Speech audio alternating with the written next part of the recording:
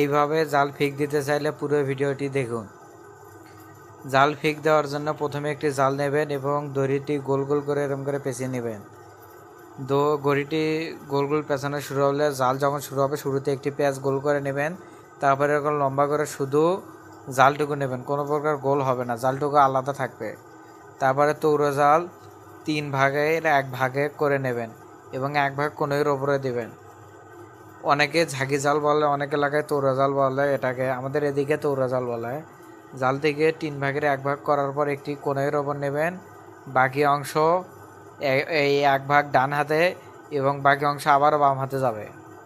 ভিডিওটি দেখানোর মতো করে ডান হাতে এবং বাম হাতে নেবেন। এই যে দেখুন, ডান হাতে নিয়ে নিলাম, অর্ধেক নেওয়ার পরে 2 ভাগ করে নিচ্ছি লোকের ভেতরে, 1 ভাগ ওপরে তুলে নিলাম এবং 1 ভাগ ডান হাতে, এবং তারপর দেখুন আস্তে করে আমি জাল ফিক দেবো এবং জাল কি সুন্দর করে মেলে পড়ে যাবে।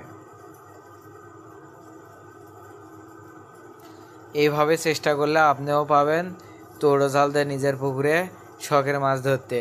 ভিডিওটিতে অবশ্যই লাইক এবং চ্যানেলটিকে সাবস্ক্রাইব করবেন।